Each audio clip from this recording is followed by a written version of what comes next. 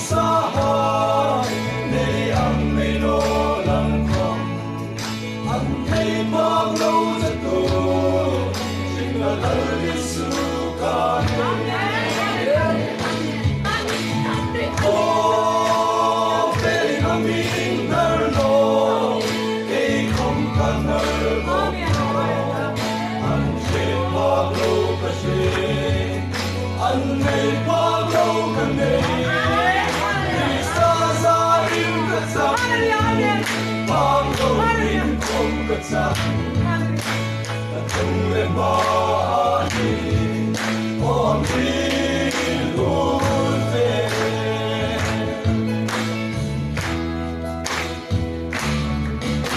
sông ai nu mây không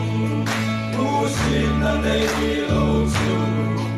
ngày Giêsu lệ chân nó công hi anh đi bình an sông lệ linh hùng nó na trên nông lâu về mà ngày nay chắc đâu chính là Chúa mình sẽ yêu có về lên nam mình nở nô cây không tan nở bông nô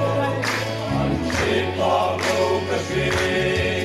anh nghe bao lâu cả này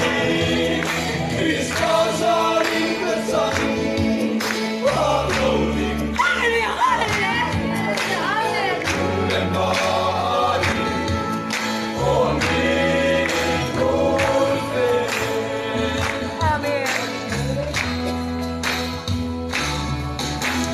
nào có khát không đi lâu lâu và mi về vô cùng thật ta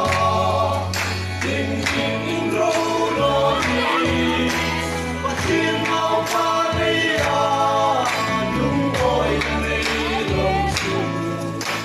cùng em vô cùng lấy xin làm chung với Chúa có thể đi làm đi nở nô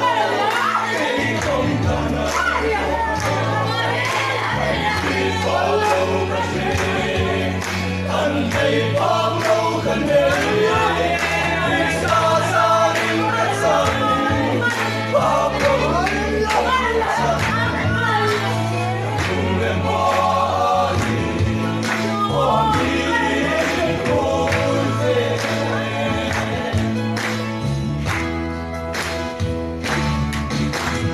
nào có khát không mình lâu lâu mà mình về thăm bầu tình thật ta tình tình lâu lo đi mà khi nào ta lấy đúng hỏi này lâu chiều một phen vô cô đây xin làm lòng chung hỏi sông lo đi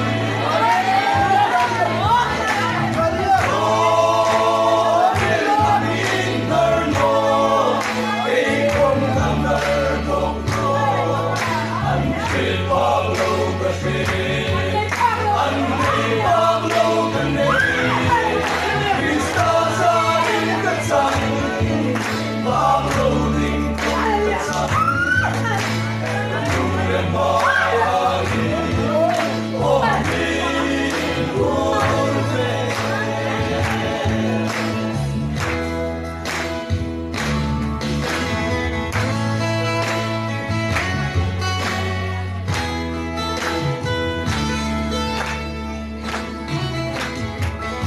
Ini kalau ini itu lampau sungguh pangkat proses.